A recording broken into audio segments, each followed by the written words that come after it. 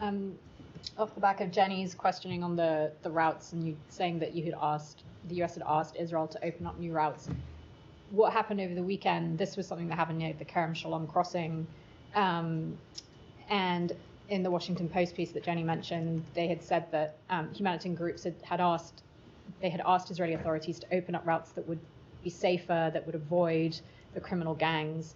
So these routes that they'd asked for, are those the same routes that the US was asking Israel to open up? Are they different routes? So I don't know which route specifically that they are referring to in the story, that the humanitarian groups were referring to in the story. But what we have communicated to the government of Israel, and lots of times we make these requests to the government of Israel on behalf of humanitarian organizations that we work with. Remember that USAID is the largest provider of humanitarian assistance to the Palestinian people. It gets delivered through the UN agencies, who in many events are having their convoys being attacked.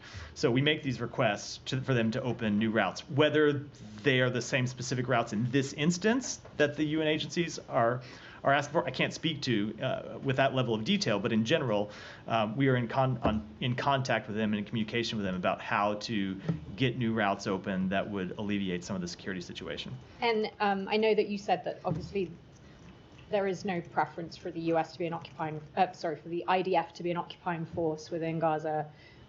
Is there any position the US takes in terms of like the IDF providing immediate security to trucks a little bit further down the road once they've entered crossings like Kerem Shalom? Because this incident happened near the crossing, and there are reports of the IDF standing by whilst there were Palestinian, as you describe them, gang members with guns, and the IDF are just not doing anything.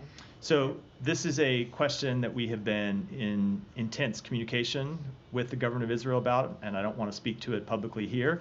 I would note that there have been times when UN agencies have not wanted security to be provided in certain contexts by a belligerent in the conflict, including this conflict, but this underlying question is something that we are actively working on trying to answer. Okay, and on the Hamas leadership, you had mentioned yesterday about how you had mentioned what sounded like extradition of Hamas leaders, that it would be a US preference.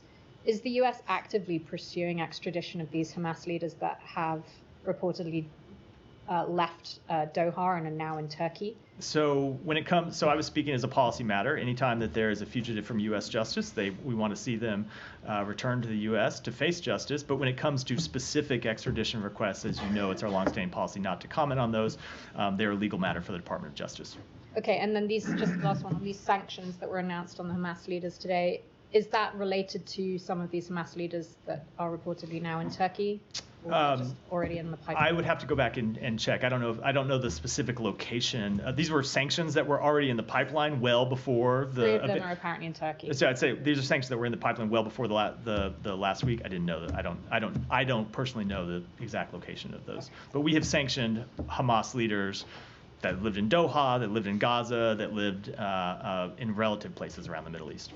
Just to be clear, you're confirming some of these